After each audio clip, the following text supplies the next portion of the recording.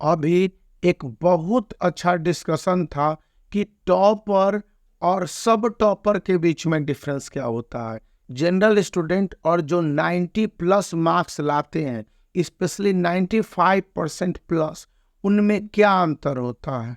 तो सबसे पहली और बड़ी बात बताई गई कि सेल्फ स्टडी।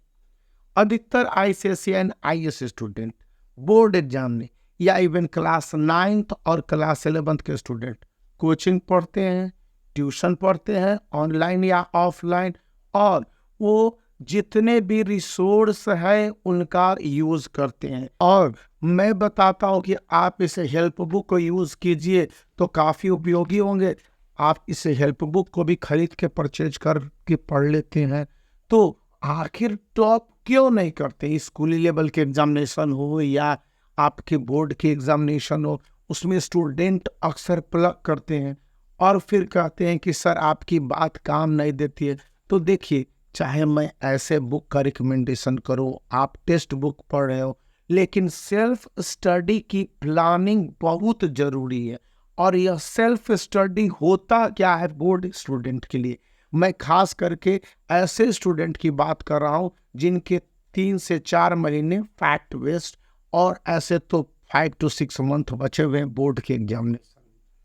तो जो स्कूल में पढ़ाए जा रहे हैं फैक्ट और फिगर्स है, जो तथ्य है, जो आपके कॉन्सेप्ट दे दिए गए, उनको घर पर रेगुलर रिवाइज करना बहुत जरूरी है।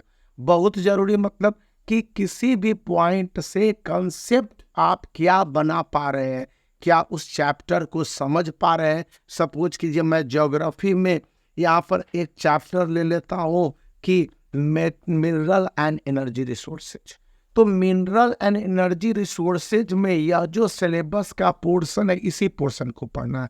तो उसको पढ़ने के बाद क्या आपने इस तरह से कॉन्सेप्ट को क्लियर किया, या आपने जब भी मिनरल और एनर्जी रिसोर्स के कॉन्सेप्ट को बनाया है तो उस कंडीशन में देखा होगा कि कुछ आपके डायग्राम्स भी होंगे, कुछ आपके थॉट भी होंगे। तो आखिर ये चैप्टर आपको क्या समझाने की कोशिश कर रहा है। जब आप इतने पर पहुंच जाते हैं तो उसके ऑब्जेक्टिव टाइप क्वेश्चंस निकालने होते हैं। आज के समय में आप कोई चैप्टर पढ़ रहे हैं तो objective type multiple choice question हो, या फिर वन वर्ड वाले क्वेश्चंस हो, या एसर्शन एंड रीजन वाले आपके पास क्वेश्चंस आ रहे हो, या फिर वेरी शॉर्ट आंसर क्वेश्चंस हो, फिर शॉर्ट आंसर क्वेश्चंस हो, और फिर आपके गिव रीजंस वाले क्वेश्चंस है। यहाँ पर लास्ट में आते हैं कि डिफरेंस बिटवीन डिफरेंशिएट या लॉन्ग आंसर वाले। एक चैप्टर को इतने नजरिए यानी कि एस्पेक्ट से पढ़ने होते हैं जो स्टूडेंट सेल्फ स्टडी करते समय जानते हैं। आपके ट्यूशन में क्या होता है, ट्यूटर आते हैं, आपको चैप्टर को कंसेप्ट देते हैं और आपके प्रॉब्लम को सॉल्व करते हैं जहां पर प्रॉब्लम आए। लेकिन बोर्ड के ओरिएंटेशन के हिसाब से क्या आपने सेल्फ स्टडी किया?